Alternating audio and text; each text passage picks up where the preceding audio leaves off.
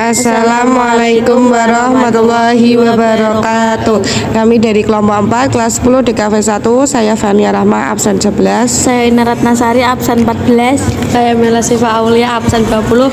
Saya Muhammad Taqwa Zakaria absen 21. Saya Semarato Kaling absen 28. Saya Siti Wilaida absen 31. Saya Wahidatul Hidayah absen 34.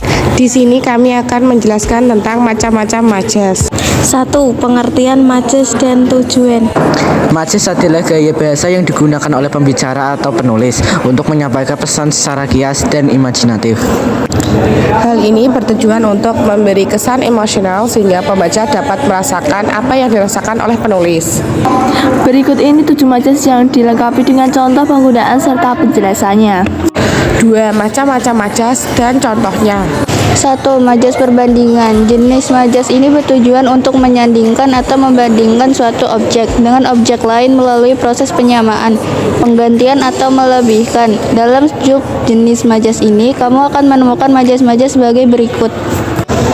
Personifikasi majas ini seakan membuat benda mati bersikap layaknya manusia. Contoh, daun kelapa itu seakan merabai kepadaku dan mengajakku segera bermain ke sana.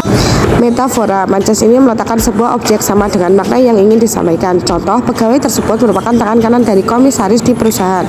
Tangan kanan di sini memiliki arti orang yang dapat dipercaya dan setia. Majas ini digunakan untuk membandingkan dua objek yang berbeda, namun dianggap sama dengan memberikan kata sambung, bagaikan seperti bak. Contoh, ayah anak itu bagaikan pinang dibelah dua. Artinya keduanya memiliki wajah yang mirip. Hiperbola, majas ini mengungkapkan suatu hal yang dilebih-lebihkan, bahkan hampir tidak masuk akal. Contoh, ibu itu kerja banting tulang agar anaknya bisa tetap makan. Banting tulang di sini memiliki arti ibu bekerja sangat keras untuk bisa menafkahi anaknya. Eufemisme, majas ini menggantikan kata-kata yang dianggap kurang baik. Eufemisme, majas ini menggantikan kata-kata yang dianggap kurang baik menjadi kata-kata yang lebih halus. Contoh, jumlah masyarakat prasejarah meningkat akibat krisis ekonomi berkepanjangan. Kata prasejarah ini bermakna orang miskin atau bisa disebut dengan makna orang miskin. 2. Majas pertentangan. Majas ini merupakan gaya bahasa yang menggunakan kata-kata kias yang bertentangan dengan maksud asli. Majas jenis ini terdiri dari litotes, adalah majas yang digunakan untuk mengungkapkan suatu yang berkebalikan. Contoh, selamat datang di gubuk ini, artinya adalah rumah yang bisa dikatakan layak atau bagus. Paradoks, majas ini menggambarkan suasana atau situasi yang berkebalikan. Contoh, aku merasa sendiri di tengah. Antitesis, majas ini digunakan dengan kata yang bertentangan antara dua hal yang berbeda, seperti langit, bumi, tua muda, baik buruk, sehat sakit, dan lain sebagainya.